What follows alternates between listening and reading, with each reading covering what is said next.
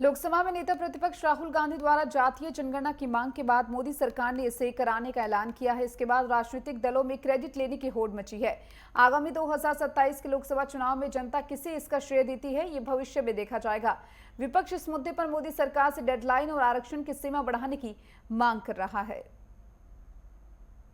ये master stroke है, लेकिन कौन इसका फायदा उठा पाएगा ये अभी देखना होगा।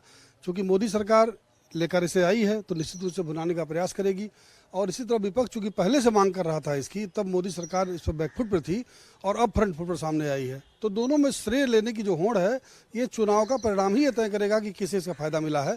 क्योंकि अभी ये स्थिति स्पष्ट नहीं पूरी तरीके से है और विपक्षी दल और सत्ता पक्ष दोनों में जो होड़ है, यह अभी 2027 के चुनाव तक या देश के अन्य राज्यों में होने वाले चुनाव तक ये साफ तस्वीर सामने आएगी कि कौन इसका लाभ उठाने में सफल हो पाया है। जी, मजबूरी में ही सही भारतीय जनता पार्टी की सरकार ने, नरेंद्र मोदी जी ने जातीय जनगणना की हाँ की है। नरेंद्र मोदी जी की सरकार ने हेडलाइन तो बना ली है, लेकिन अभी डेडलाइन नहीं बताई। अभी मोदी जी की सरकार ने ये नहीं बताया कि उसमें क्या क्या सवाल होंगे। अभी मोदी सरकार ने ये फैसला किया है तो निश्चित तौर पर ये एक अच्छा कदम है।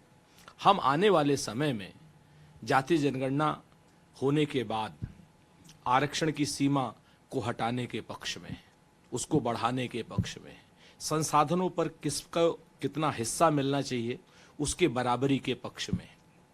तो जातीय जनगणना एक शुरुआती कदम है, इसका स्वागत। और जातीय जनगणना के जो भी रिजल्ट आएंगे उसके फॉल आउट जो होंगे वो समाज में एक पॉजिटिव साइन लेकर के जाएं, सबको भागीदारी मिले देश के संसाधनों में, आरक्षण की सीमा बढ़े और लेटरल एंट्री टाइप की सारी चीजें घटें, खत्म हो। इसके लिए हम निरंतर प्रयास करते रहेंगे, निरंतर लड़ाई लड़ते रहेंगे। ये पहलगाम की जिस तरह की घटना हुई है, उस घटना के बाद देश की सारी खुफिया एजेंसियां अलर्ट पर हैं और विशेष करके जो सीमावर्ती क्षेत्र हैं, जो भारत के साथ सीमाएं लगती हैं, उन सीमावर्ती क्षेत्रों में किसी भी प्रकार की कोई भी अवैध गतिविधि है तो उसको लेकर के इस समय एजेंसियां विशेष तौर पर अलर्ट पर है। और तमाम ऐसी सूचनाएं जो अवैध मदरसों को लेकर के मिल रही थी, आज प्रशासन वहां ड्राइव चला करके उन मदरसों को निस्तारबूद करने का काम कर रहा है, बंद करने का काम कर रहा है। क्योंकि देश की धरती पर इस तरह की इलीगल घटनाएं, इलीगल गतिविधियां देश की आंतरिक और बाह्य सुरक्षा दोनों के लिए खतरा बनती है। देखिए, जो कानून है उनका पालन सबको करना होगा। कई बार कानून की आंखों में धूल झोंक करके या कई बार प्रशासनिक शिथिलता का लाभ उठाते हुए कई बार नो मैंस लैंड में इस तरह की गतिविधियां होती हैं, लेकिन प्रशासन समय समय पर ड्राइव चला करके ऐसी गतिविधियों को अंकुश लगाने का काम करता है। ऐसे जहां पर नो मैंस लैंड में जिस प्रकार के निर्माण किए गए हैं, चाहे वो मदरसे के रूप में हो या मस्जिदों के रूप में हो, उनको निश्चित तौर पर जमींदोज करने का काम सरकार कर रही है, क्योंकि कानून का पालन सबके लिए आवश्यक है। लोकसभा में नेता प्रतिपक्ष राहुल गांधी जातीय जनगणना को लेकर लगातार बातें उठाते रहते थे, लगातार मांग करते थे। हम चुनावी रैलियों की बात कर लें या संसद भवन की बात कर लें, हर जगह राहुल गांधी सरकार से जाति गणना की बात करते थे और कहते थे कि हम जाति गणना करा कर दिखाएंगे।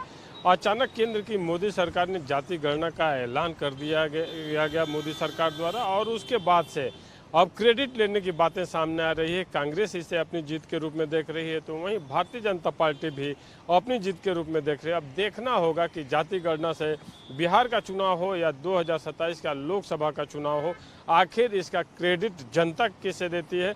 क्योंकि सबसे महत्वपूर्ण यही है कि जो भी इस तरह के ऐलान होते हैं उसका फ़ायदा सत्ता पक्ष को मिलता है या विपक्ष को, वो जनता तय करती है। और 2027 का जब चुनाव होगा और चुनाव के जब नतीजे आएंगे तो उसमें पता चलेगा कि वास्तव में जाति गणना का क्रेडिट लेने में सफल कौन रहा।